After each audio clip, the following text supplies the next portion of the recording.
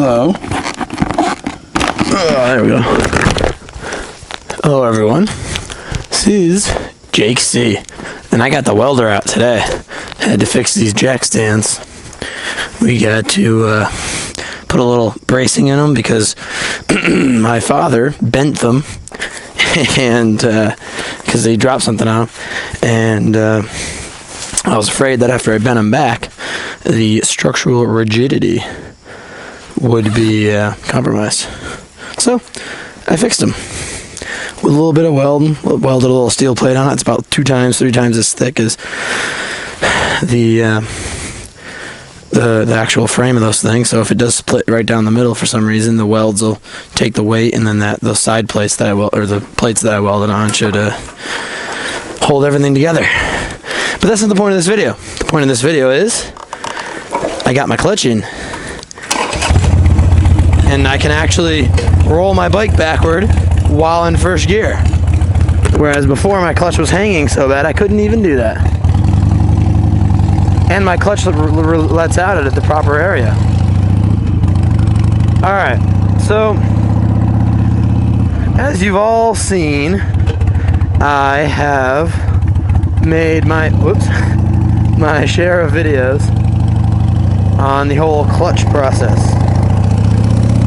But as any good human being should just wonder, or not good human being, but like interested motorcyclist should wonder, what did all that jabber that I was talking about actually translate to in the real world? So here's what I got. I have the Barnett, just to recap, I have the Barnett carbon fiber extra plate clutch kit, which gets rid of the spring plate that I showed in the video and gives you 12% more surface area on your clutch. In theory, the bike could then handle 12% at least more power or more. I also have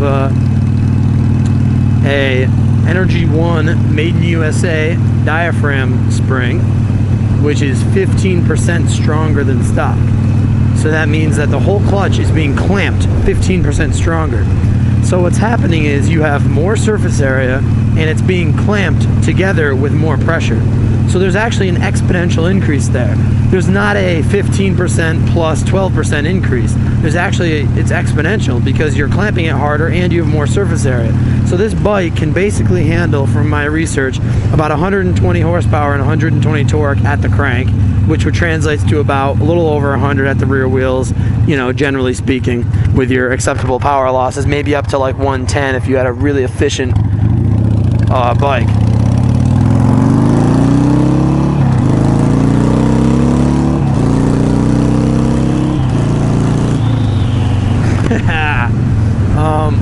So what are the differences on a stock, well, stage 1 bike like mine? Now, before I say anything, I must admit that my views are biased because I have ridden this bike for so long with the clutch not correct, you know, with the clutch failing, that a lot of the things I could be feeling are just the result of a more, you know, of a working clutch. But with that being said, the one thing that I do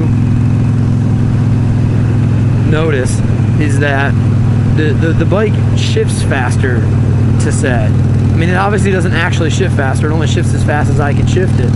But I feel like when you let the clutch out and you're really getting on the gas hard, I feel like the bike, I mean, realistically, you're not, as a human, you know, you're not perfect. So a lot of times, if you're really romping on your bike, you know, you're full throttle in first gear, you rip in the clutch, jam it in second, full throttle again. There's actually a transition period there where you're revving the bike and dumping the clutch. And generally, you're not going to be perfect where the clutch is all the way out and the bike's all the way in the bike, and then you rev it right when you let the clutch out, fully out. So what's happening is, what I'm noticing is that the bike seems to, maybe it's just my imagination, but it seems to accept that extreme power scenario where you're slipping the clutch like very for a very short amount of time, but very rapidly, like with a lot of force. it seems to really not let that happen as much. It just, even no matter where you are on the throttle, when you dump that clutch, it just locks the bike in. Like, watch this.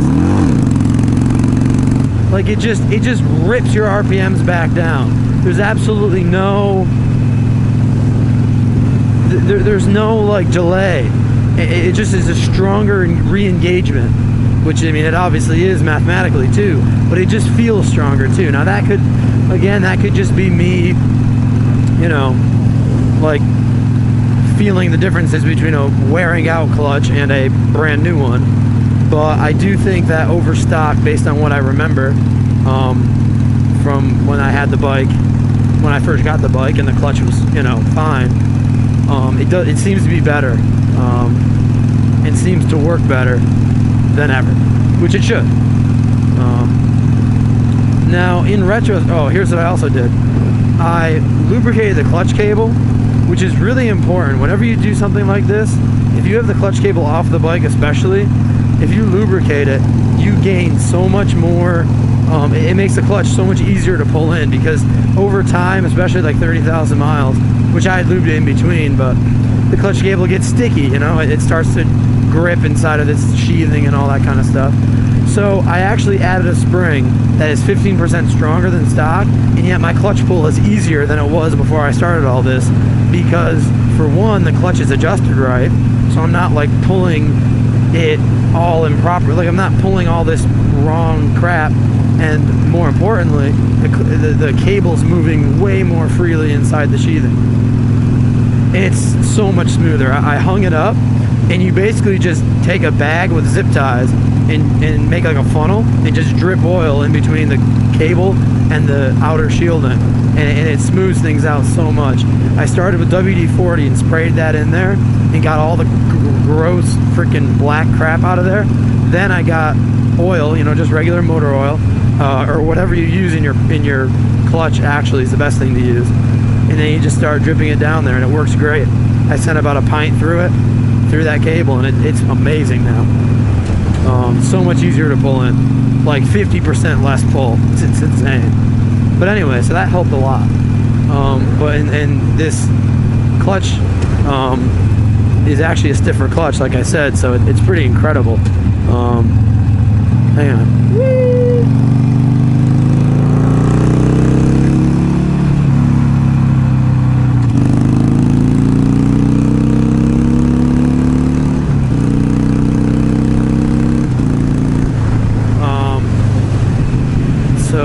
Yeah, it's a lot better. If nothing else, it doesn't, you know, it's not slipping anymore, it's not dragging, so it's working fine. Even if I'm just crazy and it's really not that much better than stock, I at least know that it's working as well as stock, from the sense that, I mean, the bike's fine, it can go full throttle and nothing slips and all that kind of stuff. But really, and the other thing I noticed is when you're downshifting,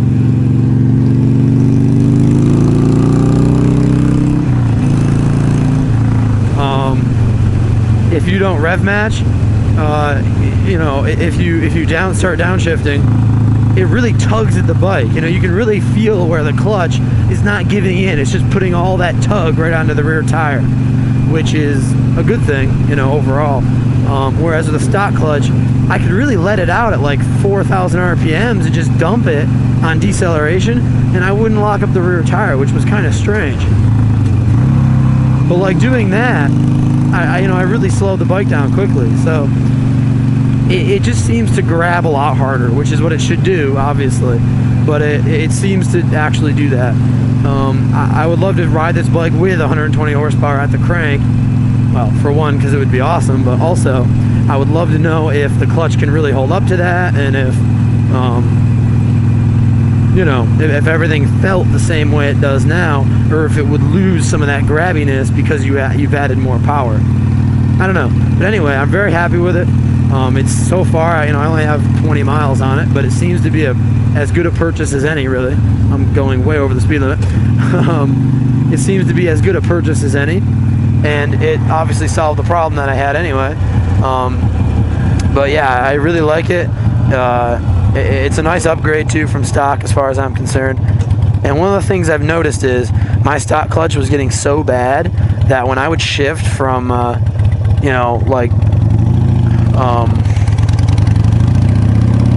when I would shift through gears, it was like really, I never noticed it, but it was a lot harder than it should have been. I'd kind of have to force it into the next gear, which is not right, whereas now it's a lot easier. So I think there was a bit of a side effect there that I didn't notice.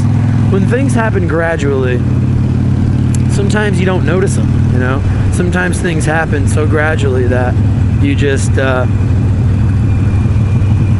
of accept it as reality. And then when you do finally fix it, because something breaks, generally, you're like, holy crap, wow, this is like way better. So that's kind of what's happened to me, I feel like. But overall, yeah, very happy. And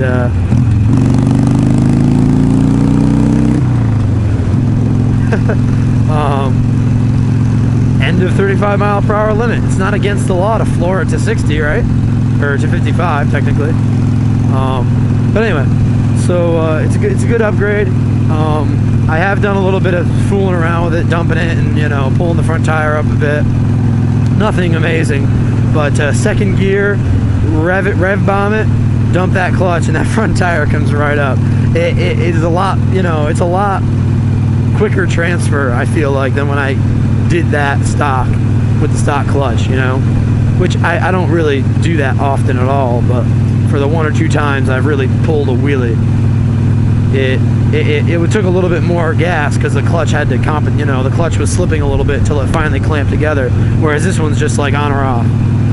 Now, the most important part that people would worry about, I had talked about in the video that having the extra plate kind of like changes the way the clutch engages, that it engages a little bit more choppy, and that it's not quite as smooth.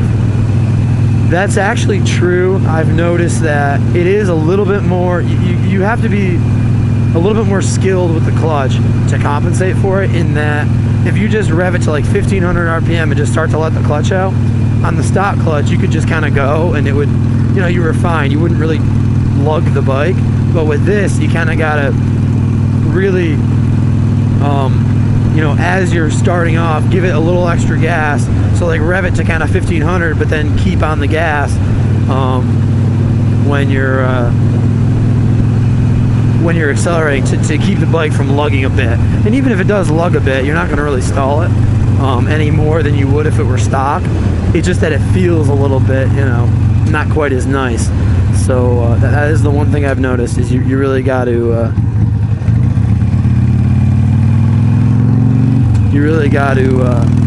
do that.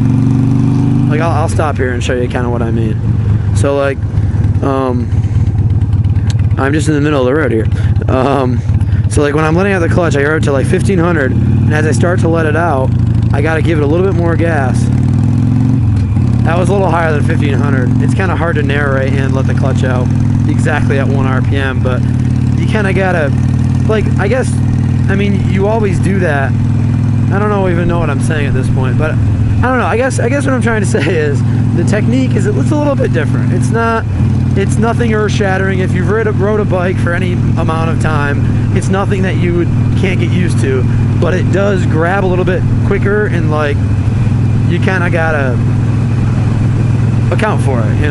You can, it takes off more. I don't know how to explain it, but anyway, it's a bit different, but it's fine. Nothing like, it's not like it's not like a NASCAR where you have to rev it to like 4 grand, dump the clutch because the flywheels are so light. The bike's engine, the momentum of the engine can still easily make up for any misdoings that you have on your part. Anyway, thanks for watching, and yeah, I like the clutch kit. If you have any questions about it, feel free to ask me. And if you're thinking about installing one for whatever reason, whether yours is broken or just to upgrade, I would do it for sure. I wouldn't think anything of it. It's totally, you're not going to hurt its rideability in any way whatsoever. You're only going to give it more strength. The only thing I would recommend, believe it or not, is I'd actually recommend the stronger clutch diaphragm spring if you want to upgrade it.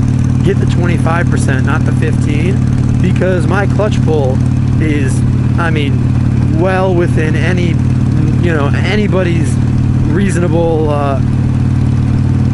version of like a reasonable clutch pull. It's not that hard to pull. If you're kind of weak and your hands real sensitive, well then you might not want to do that. You might want to stay stock or get the 15%. But for anybody with a like relatively strong hand, I don't even think it'll phase you. This clutch pull is by no means stout. You're not gonna hop on the bike and be like, oh my god, this thing's hard to pull in. Not at all. So anyway, ride safe, guys. Thanks for watching. Sorry I babbled on a little bit. I might have to edit this one. Peace. Hello, YouTube viewers. I've gotten the clutch in. I've ridden around for some miles now, and I'd like to explain to you the pros and cons. And well, there's really not many cons at all, but just the pros of it, basically, and what I think of it. So first off, rideability. Let me put it this way. If I didn't tell you I did anything to the clutch, hang on. Nice. If I didn't tell you I didn't do anything to the clutch, or if I didn't tell you I did something to the clutch, you probably would never know. It's the changes are subtle from stock, in a good way. So the only thing that's really different is I have the 15% stronger diaphragm spring, which basically, when you pull in the clutch, you're pulling in the diaphragm spring, so it makes your clutch pull harder, but it also clamps down on the clutch with more force, 15% more force. So I can attest to the fact that because I lubricated my clutch cable before reinstalling it, my clutch pull is actually easier than it was with the stock spring before I broke everything. So yeah, I mean, 15% clutch diaphragm spring, I wouldn't even think anything of it. Go right ahead and buy it. You're not gonna hurt your hand at all, in my opinion, but you will increase the strength of the clutch quite a bit. So I think it's worth the purchase if you're gonna be in the clutch anyway. If you're never gonna modify your bike, well, I don't know, maybe you don't want to do it then. I mean, that's understandable to say the least. But if you ever even remotely have the plans, it's kind of good future proofing, because with the 12%, with the 12% kit, with the 12% more friction surface area on the clutch plate kit, the 15% more clamping force exponentially increases the strength of the clutch, because you have more surface area being clamped together with more force. So you don't increase your percentages by 15 plus 12. You actually increase it by something more in the range of, 15 times 12% or something. I don't know, whatever. But my point is it's an exponential thing, not a linear gain, which is awesome. Whenever you can get an exponential gain on something like that, well, hell yeah, go for it. So anyway, yeah, it's a good deal. As for the spring plate, like I talked about in my other video, that is made to, apparently from what I've researched online, it's kind of made to like make the clutch a little bit easier to let out. As far as it's the friction zone, it's supposed to make the friction zone bigger so that your clutch doesn't grab as like in such a short range. So now maybe it's just anecdotal, but I have noticed that to be the case. I would say that the clutch does engage a bit more quickly, as far as like once you hit the friction zone, you're out of it more quickly, in my opinion. I can't really prove that with any scientific evidence, but it does feel like that. That might just be me, the placebo effect type of deal, but it does feel like that.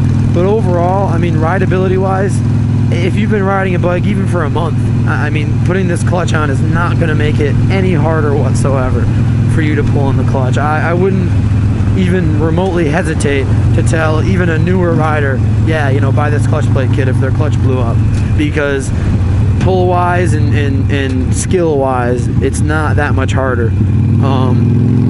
I would say it takes maybe 5% more skill to let the clutch out from a dead stop. And then once you're riding, it doesn't even matter. So it's nothing to even worry about, really.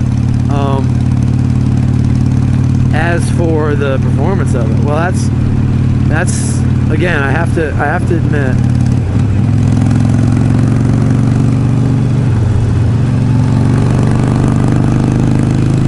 hang on, twisties.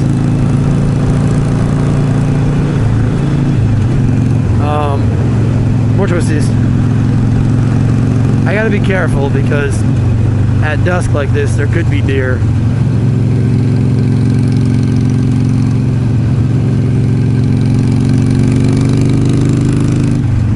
Anyway, so performance-wise, again, I'm comparing this to a broken stock clutch. So, that's not the most accurate comparison, but it at least feels like, for sure, that it's stronger.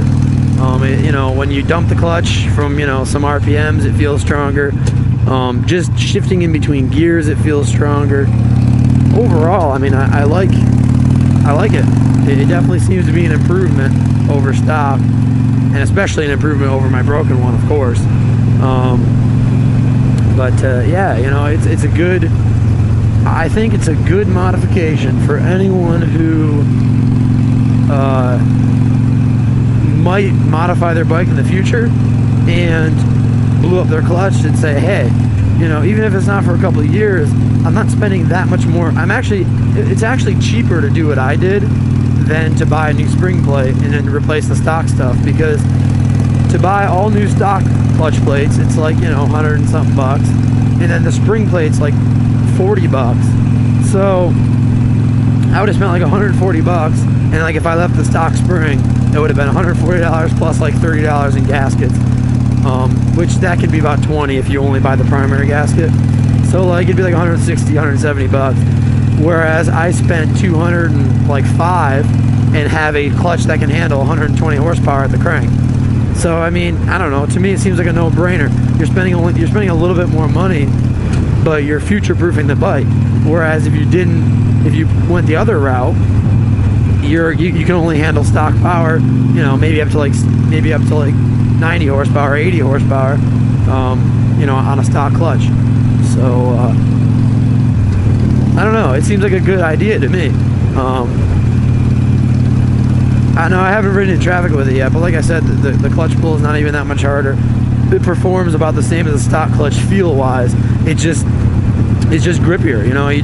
When you let out the clutch, it really wants to propel the bike, which is an awesome feeling. It makes the bike feel faster. I guess that's one thing I could say. Because it's trying to grip things faster, it makes the bike feel faster too. And that's always a good thing, right? Even though you didn't actually gain power, it may as well feel like you gained power. It's never a bad feeling. Lastly, a little piece of anecdotal evidence. My bike on the stock clutch, when it was still not broken, or not breaking, I should say, I could pop the front tire up a couple inches, just shifting into second gear under power, not under power, but full throttle, balls to the walls, whatever. But now it seems to happen more, and the bike really, like, when you're banging through the gears, once you get into the next gear, it really just pulls you and like puts you back in your seat. Like, it just kind of like, once you let that clutch out, that bike is just absolutely locked on, it's just ready to rock and roll. So I really do think that the clutch plates do give you a 1/10 of a second increase in speed or whatever, but it just makes the feel better. The bike's more sure-footed going into that next gear. It just wants to shoot out, and it's nice. It really feels good. I like the clutch, and I think I've babbled on enough about this. So if you have any questions about it, let me know, or anything for that matter, obviously. And I hope we don't have to go on any more mechanical adventures together, because mechanical adventures are no fun when it means that I can't ride my bike. But if it's something that I'm just modifying and I still can ride my bike, well, then I'd be happy to go through another mechanical adventure with you. So, peace out, ride safe, and thank you for watching my video. Goodbye.